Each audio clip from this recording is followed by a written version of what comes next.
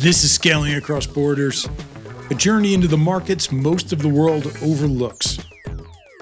I'm Greg Moran, an investor looking for what others miss. Places on the edge of the map that are building their own future. My first stop? Kosovo. It's a country better known for headlines from the past, yet rarely seen for what it's truly becoming. After days meeting founders in Prishtina, offices and in classrooms and crowded co-working space, I needed a change of rhythm.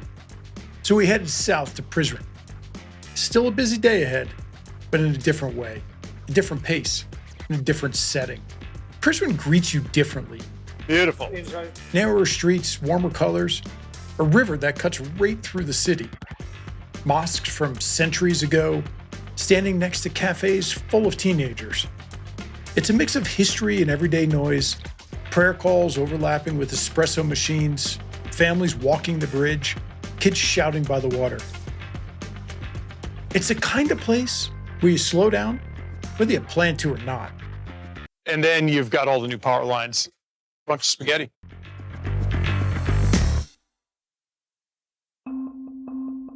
But we weren't here just to wander. Prizren was the backdrop. Our real purpose was waiting just outside the city. Visit the Koshi Group, a company doing something I had heard about, but wasn't fully prepared to see. I knew Koshi Group from their carbon fiber work on automotive parts, their engineering, and the reputation they've built beyond Kosovo. But seeing it in person, it just feels different. The first thing you notice is the precision, the sanding, the layering, the symmetry in every piece. Then your eye lifts. There it is, a full 51-foot boat taking shape in the middle of Prizren. That's not a hobby boat or some small fishing vessel. That's a high-performance boat, carbon fiber, clean lines, the kind of precision you'd expect to find in Italy or Germany. And if you think I'm overstating it, here's one of the boats they've built.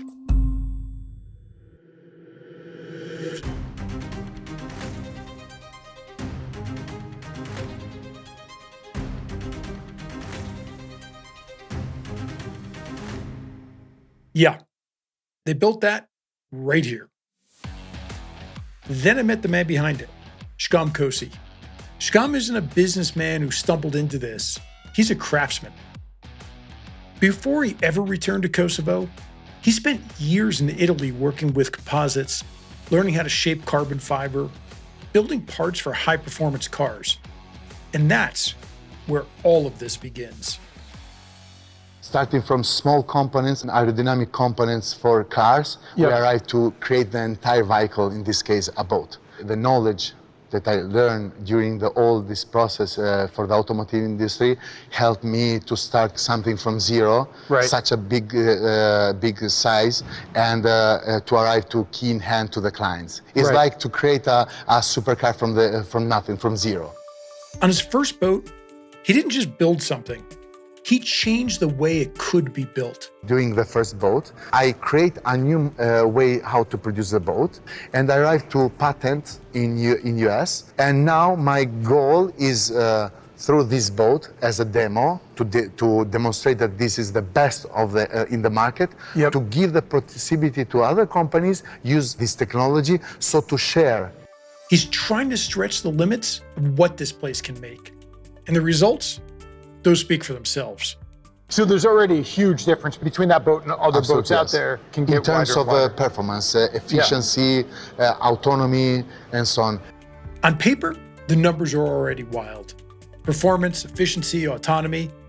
But for him, wild just isn't enough. To see, it's one of my dream, as a child dream, to see my boat without paying someone to film it, but just passing through the inlet all over of Miami, where all the super yacht and most famous brand pass there, and I will see a product made in Kosovo. So are you gonna go to Miami when this arrives and go? Yes, it's in the contract. And you can't drive the boat without me. And somehow, he's just getting started.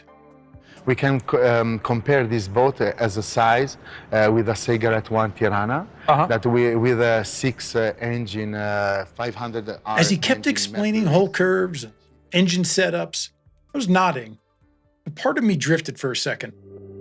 He's doing all of this here, in a valley surrounded by mountains, with no coastline. How do you get that boat from this manufacturing plant in Kosovo with no water around us to Miami? How does that process work? It looks difficult, but really it's not so.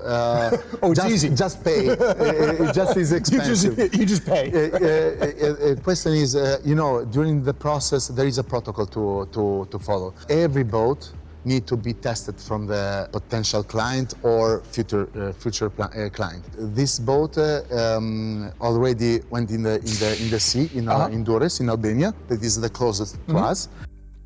Driving away from Koshi Group, the surprise stayed with me.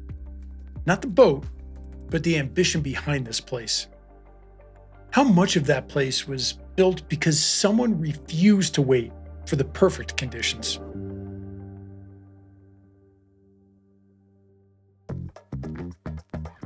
And the next day, heading back toward Prishtina, we made one more stop. Trepharm. It's a place many people in Kosovo know by name, but very few have ever seen the inside. The first thing that hits you is the scale. It's the precision, the movement, and the sheer amount of production happening behind these doors. And at the center of it is Mergim Prishtina, someone you would never guess ended up in pharmaceuticals. I asked him how he first entered this world. His answer was not at all what I expected. You had no experience in pharmaceuticals Absolutely really before, no. right? Absolutely zero, no. I was in real estate construction. Okay. I mean, nothing prepares you for pharmaceutical like real estate construction, right? Nothing, It was an idea because we as a family, we wanted to go to the industry. Right. We wanted actually to enter to some extent, and an idea came to pharma industry. He didn't study chemistry. He didn't inherit a business. He simply saw a young country growing fast, and he wanted to be a part of that growth. And the knowledge, and it was growing very fast. And not staying on a box, but exploring also through the internet, through the other sources of education. But starting Trepharm wasn't like starting a normal company. He stepped into a field that barely had an outline. Kosovo in that time was very young country, still young country, Yeah. And if you lack the expertise, you lack also in policies, because you have to have expertise to make it policies, So the second after the expertise, we challenge the policies of the country. So instead of waiting for the system to mature, he helped build it. When we asked for the license, it was 2 pages of A4 standards of Kosovo for making drugs, but not asking for the quality system and quality control. And then we contributed with our expertise, but also with our support from abroad to start making the policies, And then we contributed on the production law, pharmaceutical production law, which is one of the best now in the region. Walking through Trepharm, it became clear. Mergim didn't just start a company. He built capability, he built standards, and most importantly, he built trust. In a country still rebuilding systems, he built capability person by person.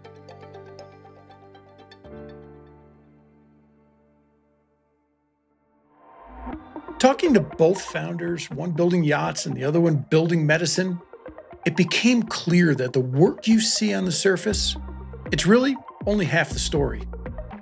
It's very difficult to find professional and prepared people. The reality is that we invest a lot of our time, money, to invest in people. It takes time and energy, but it deserves to do that. Yeah. Behind every product, there's a long list of challenges most people never hear about. You just imagine that one day your child is having a fever and you go to pharmacy and they say that, do you want a local one or German one or US one? So of course everybody will go to German or because there is a child life on the hand. So for Mergim, the biggest challenge, it was building trust. When you're the first one doing this here, doubt, that's the default. If you are the first one, Yep. everybody, is not trusting that who is this guy, what he's doing, maybe he's doing good, maybe he's doing wrong. It's building that trust takes a lot of time. For him, the challenge wasn't competition. It was building structure while building the company at the exact same time.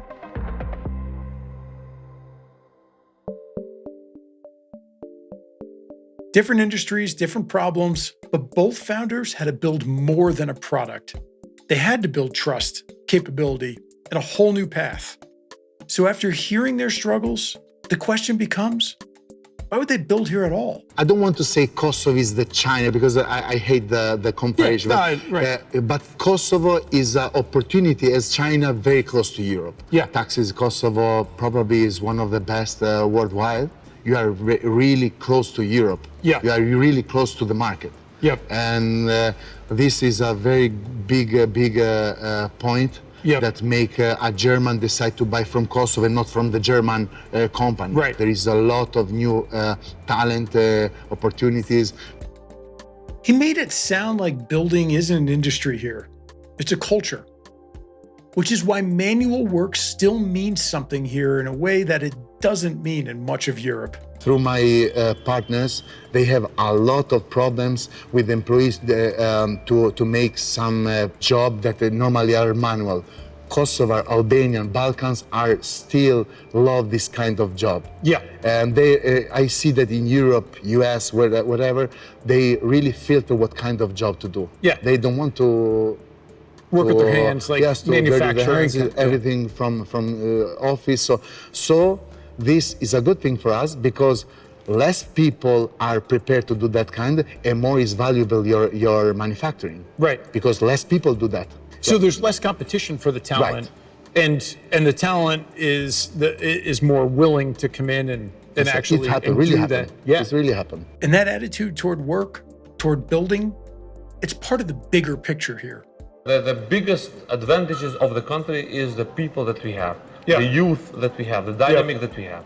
So this is the biggest resource that we have as a country, and of course, geographically positions of us. We are geographically positioned in the place that we can supply Europe very easy. And Yeah.